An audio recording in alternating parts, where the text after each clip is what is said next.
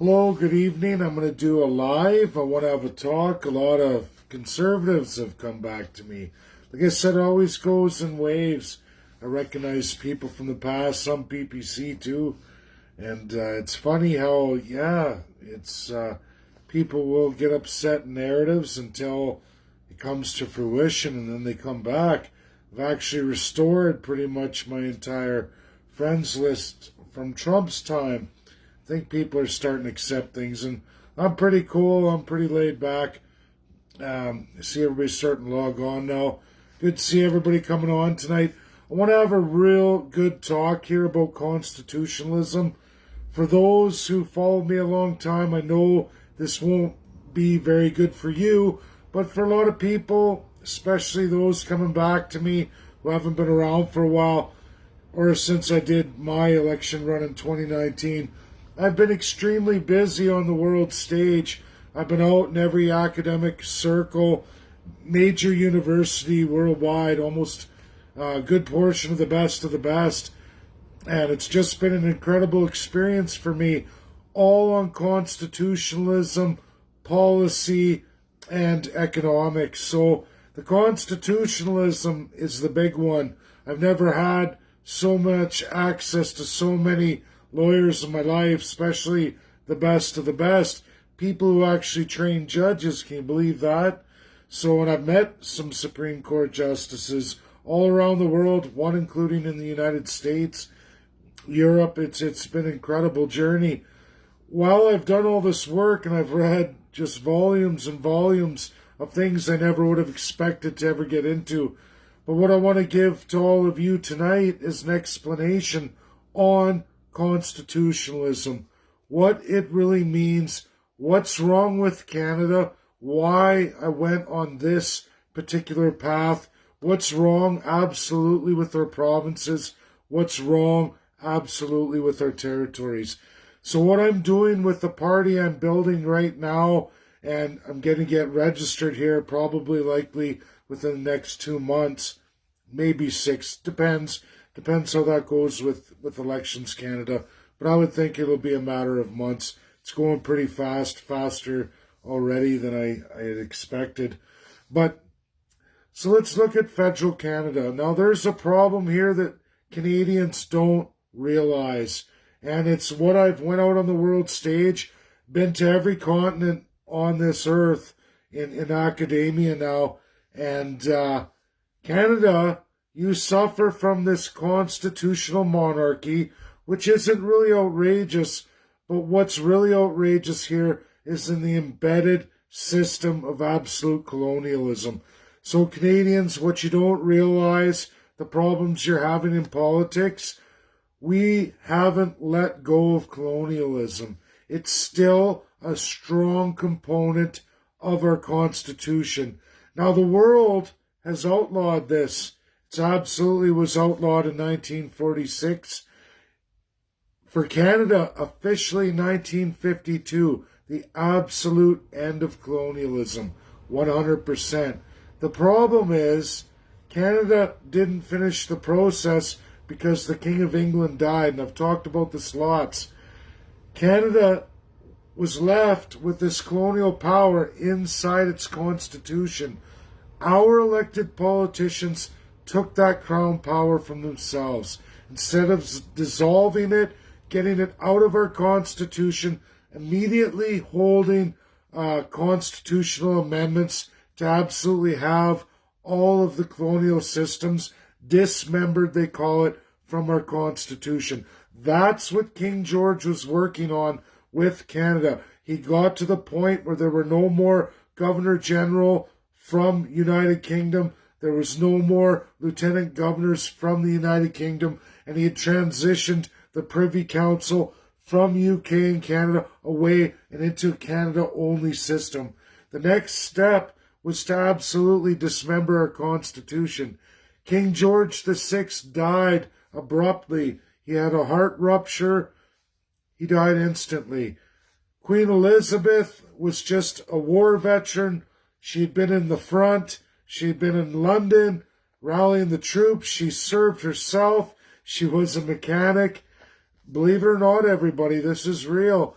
And so she was 27 years old when she was crowned Queen of England and the UK. And unfortunately for Canada, we didn't get to continue on. It was our politicians of the time who took that crown authority and walked away with it. Queen Elizabeth just didn't know any better. I'm not slamming the Queen. She just wasn't educated that way. She had served World War II, lost all of her childhood to the war, her teenage years, didn't get the crown education a royal family member should have gotten to be ready in case something happened to her father.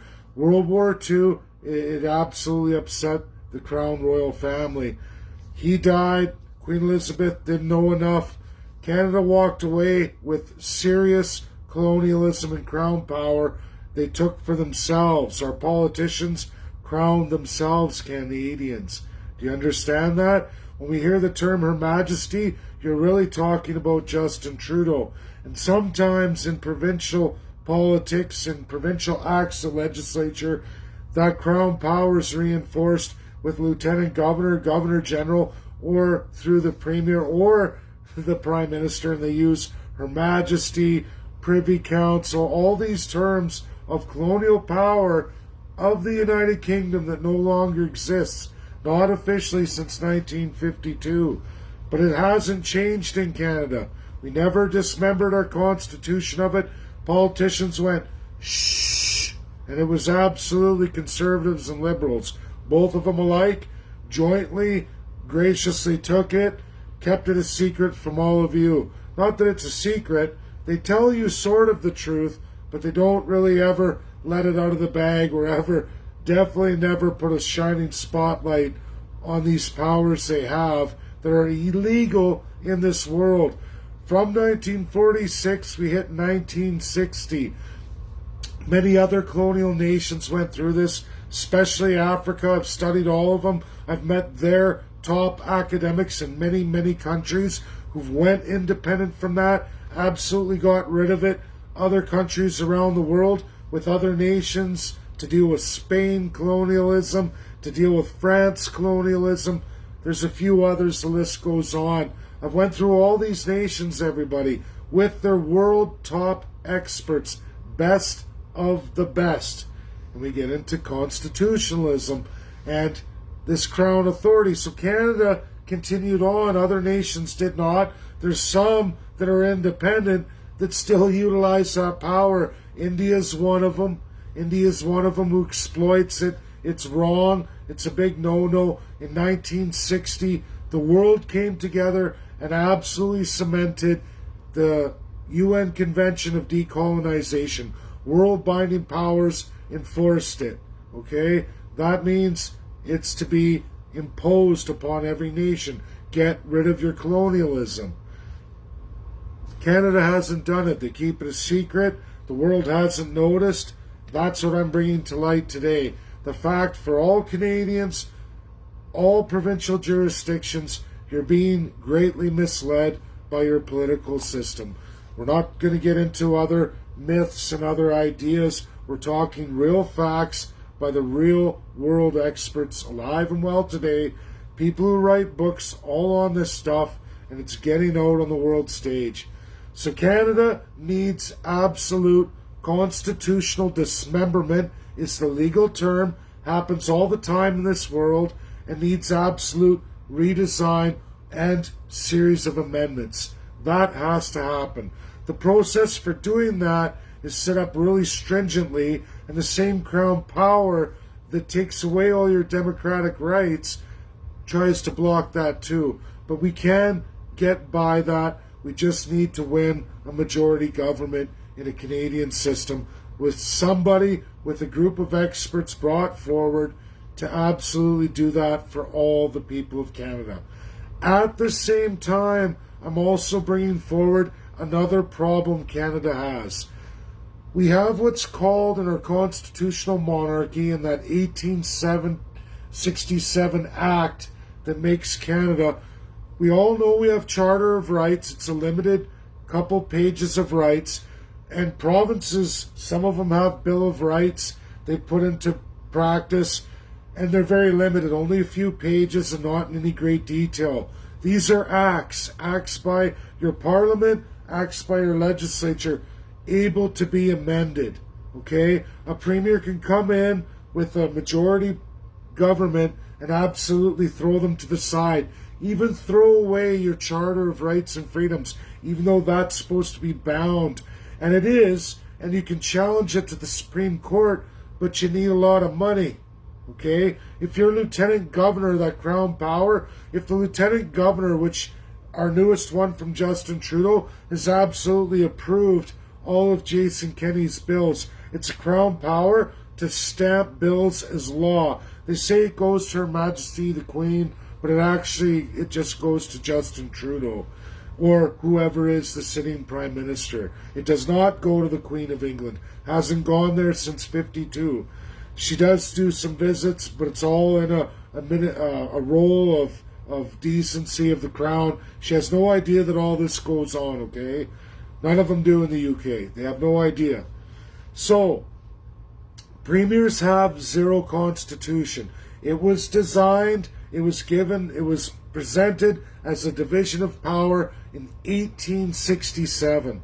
Unfortunately, it's up to the premier's discretion, and because of crown power, no premier in Canada's history has ever elected in all the provinces, all the territories, to ever take that power and say, look, people of my province or people of my territory, you've elected me. It's wrong that I have absolute autocratic power over you to crack a party whip and make all my MLAs do whatever I say over all of you, the people. None of them have elected to say, here's the power bestowed upon you in the Canadian Constitution that gives you two-thirds of all your rights and freedoms that are supposed to be given to you through a provincial or territorial constitution according to their federal constitution. But no premier is elected to do that. Instead, they take those rights for themselves and they decide whenever they want to give you any rights or take them away or give you none at all. They just have to make an act and pass it with their majority government. An act, a bill, that the next premier can come along and scrap and make a whole new one. They don't have to give you any rights. There's no rules how the province governs you, the people of that province or of that territory. There are no rules telling your politicians how to govern you. They can govern you in any way, shape, or form they like.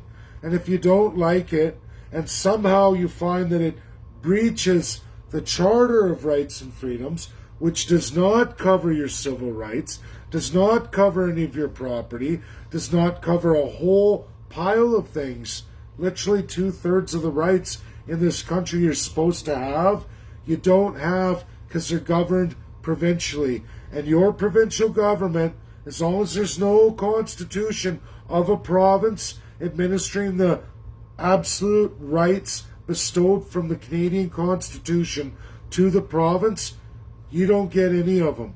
You're subject to having some, getting them taken away, having them stripped, having them changed, whenever a majority government wishes to do so. Pretty much one person, a premier. You've all heard that there's, like for instance, Alberta, I'm just going to use an example. We have 87 MLAs. Of those, only a handful are in the cabinet. The rest don't do a thing. They don't.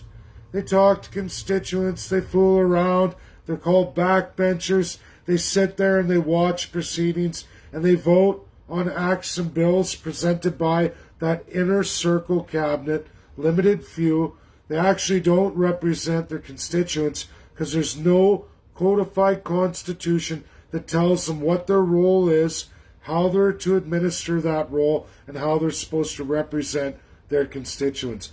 Zero rules at all because we have zero codified constitution.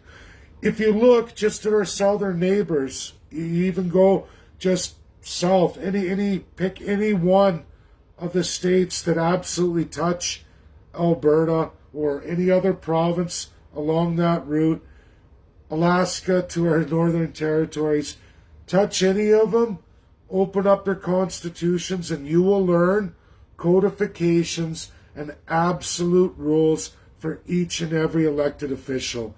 How they're to govern the people, what they can and can't do, and what the people's power are against them. There's even a good preamble, goes into detail. Most American state constitutions, meaning the federal division of power given to the states, which again is most of the power, just like Canada, but no province has done this. All the states have. You can go look at them and you'll find their governor, which is like our premier, is bound and chained to the people of the state. He or she cannot go against any of their wishes to a point. He can bring up legislation, just like we do with acts and bills, but he's limited to what he can bring forward at his House and his Senate or legislature, or some of them are called assemblies. I bet you most Canadians don't even know that. Not one state runs any kind of similar system. They're all different. They're all like little miniature nations, kind of like the EU, but imagine they're the oldest version of it, because they're one of the oldest constitutions in the world. But their founders were smart enough to get rid of the entire colonial system and give each territory or state that joined their union. That's why they call it the Union, the United States of America, the Union of States. And each state is literally built like the UN. Canada's a UN state. All the UN nations, that was the gift of America. That's what America gave every nation in the world when World War II was won. America gave powers to other nations higher than everybody else. They probably had to with Russia, but I don't think they had to with the other powers. They just did it because it was the formation of the Allies. And now they're suffering a little bit for that. A lot of the gifts they bestowed upon this world have been absolutely usurped, twisted, broken, torn. America's having a hard time getting the world back on track. Now, actually, Joe Biden has been doing some actually really miraculous stuff. As I study the international community, I'm very surprised where he's going. He's taking this constitutionalism right back out there and taking over the international community again as the United States of America. They're looking at all kinds of nations in really bad coup situations right now. They're going after all of them. They're dealing with it. So maybe with the new UNSC rep coming on board, Mrs. Greenfield there, I think she's going to work really well with a lot of what I present. It may even, in fact, be better than what I went through with the Republicans. But this time, not only with independence should a province choose that, if they can't get their constitutions made because a premier won't elect to, I don't know what to say. I guess we're going to have to take it. That's why I want to do a federal, provincial design, and absolutely an independent design as well. Go through all three stages all at the same time, just so all Canadians and individual provinces understand what I'm bringing forward here. This was a monumental amount of work Canada's never ever seen before. Nobody has done this work, and I promise all of you, I have literally the best academics, experts in these particular fields, ministers, supreme justices throughout the world, the best of the best, looking at what I'm doing, sharing with me all of their great work, sharing with me their nations. It's not every nation of the world, but out of the more than 193 and the ones that don't even have status, it brings us up to, I think, about 217. I have literally 70 of the world's best. That's really good. There's never been a Canadian to ever do this kind of thing, ever, and address the real issues. There's not a politician alive or ever been that's ever wanted to bring this forward because they love the absolute autocracy. Aaron O'Toole, Jagmeet Singh, Justin Trudeau, they fight and compete for a crown power, a crown they place on their head. They don't disclose that to all of you, but they're allowed to lie. There's no law. There's no codified constitution in any great detail. Not like the states. They have hundreds and hundreds of pages on rules of politicians. so that any Joe Jane could get elected. And if they didn't know nothing, they would soon learn because of that constitution in place.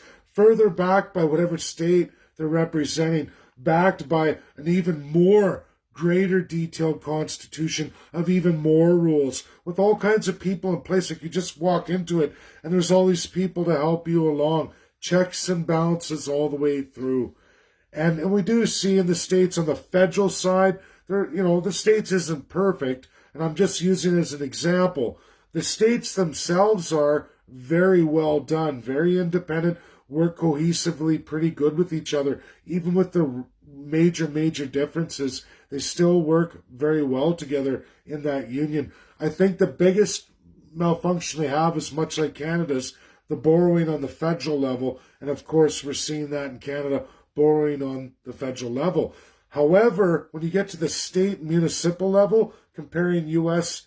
to Canada, for example, there's other countries that can go in the world, you'll see that they don't have these monumental debts state by state. They don't.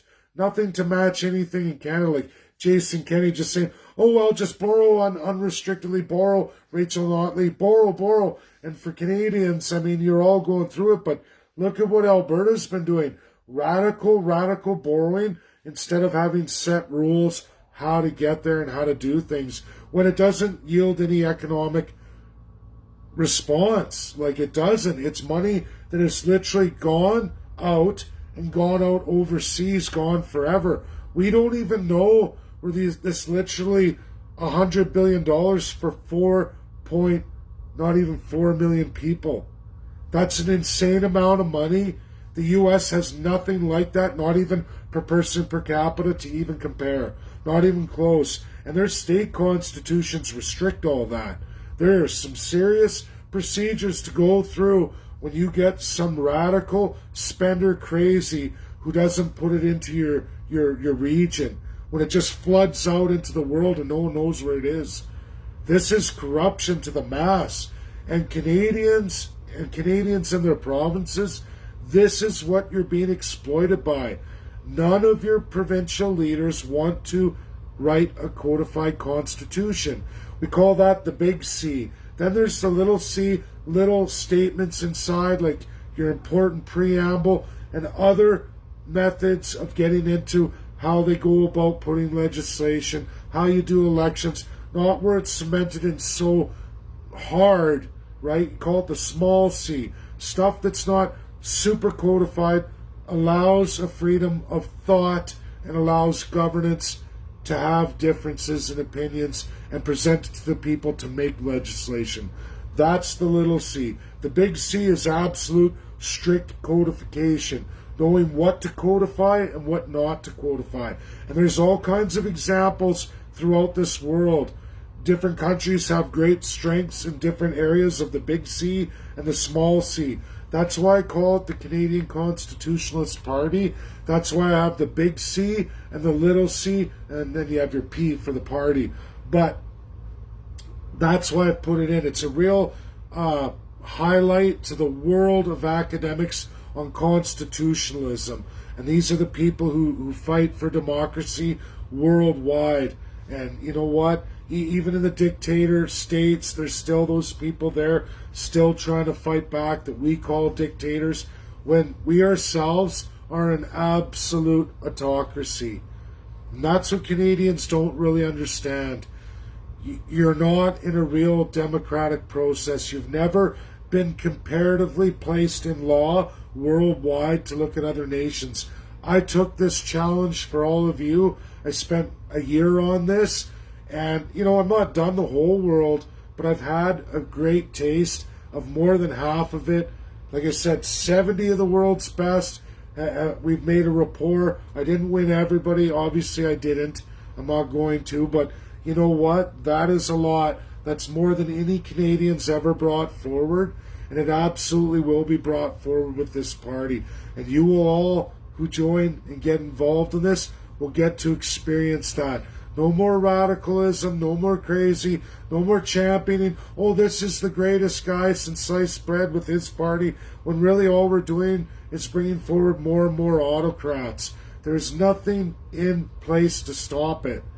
It's been going on for a long time. And as the world grows, everybody, the world grows. It changes.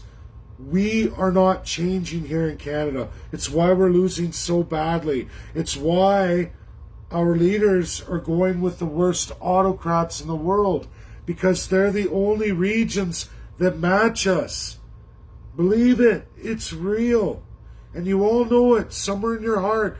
Doesn't matter if you call yourself NDP, you call yourself liberal, you call yourself conservative. It's all the same thing. And even other parties, all at every level and all little narratives, they're all absolute autocrats. And it's absolutely worse in the provinces, the absolute worst. Never mind the federal system that's very broken. But it's that provincial system that has never once wanted to ever give up their autocratic power and absolute authority of a supreme dictator over all of you. And you know it's true. They lie, they campaign on a whole bunch of stuff, they lie their faces off, you elect them, and then they do absolutely the opposite, throw a few little carrots at you, and then they try to buy you off before the next election. But they're operating as an absolute authoritarian. Literally, if it's a man or female, it's a king or a queen when they get that power of premier. When they're elected, they have a 4-year run as an absolute autocrat, a king or a queen. That's what they are, with absolutely zero accountability. There's no system in place to hold them accountable. Unless they break a federal criminal code and get caught in the act of it, which we all know the corruption of how that goes. Someone will sweep it under the rug. We all know the stories. And then you don't understand that there's a lieutenant governor rubber stamping from Ottawa, a governor general in Ottawa rubber stamping things, a privy council of appointed people from literally the queen and king system back in the time of colonialism, age of empires. That's what Canada is. We have absolute first-class citizen, friend of the Prime Minister or Premier. We have Privy Council of appointed people, and you don't know what they're doing. You don't know where they're from, but they have to be a famous person, a friend of the Prime Minister, and that's just how it is.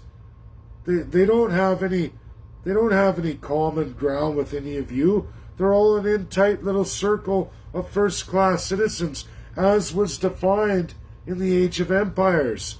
You're all third class. You don't count. You're not people even to them. You're stuff they scrape off the boots. That's how Canada operates.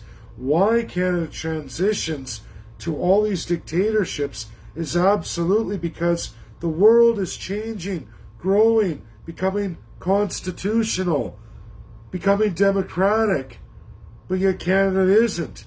So Canada has no choice as they start to lose. All of those democratic nations start to go, you guys are messed up, man.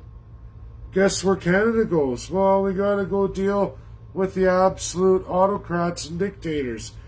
And it's getting worse and worse. How far are we going to let it go, Canadians? How far are we going to let it go until we're exactly like these third world countries that we all profess we don't want to be? It's coming. You're all seeing it. This is my video today. I hope it's highly educational. I hope it reaches a lot of people. I know for my loyal followers it's a little bit boring, but get it shared out there. Let new people hear this stuff. Let them experience it as it really is. Because there's nobody coming banging down my door. There's not going to be any legal people saying, oh, he's a fake, he's a phony, he's a fraud. I've got the best of the best in the world.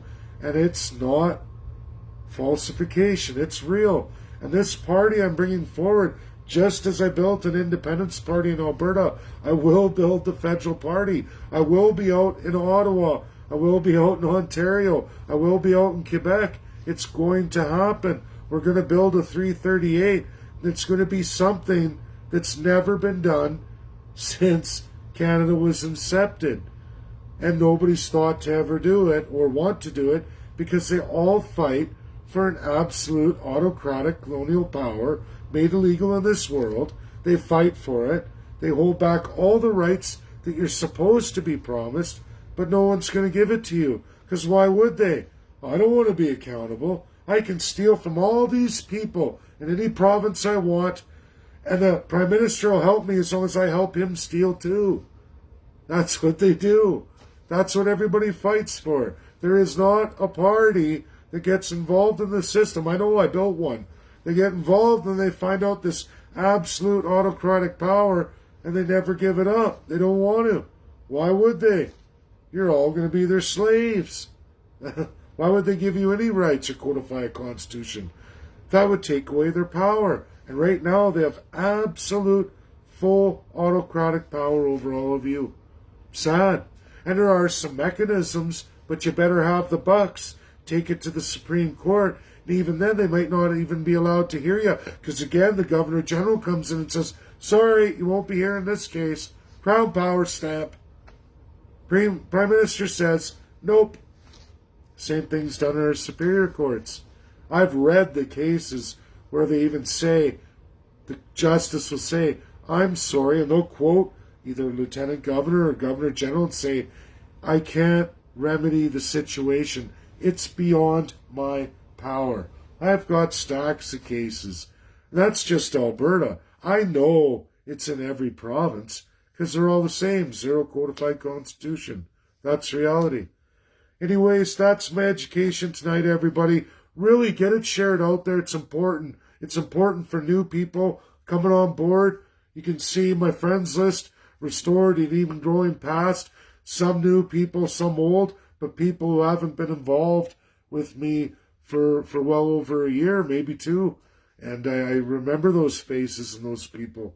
So get it shared out. Help me, help you. Bye now.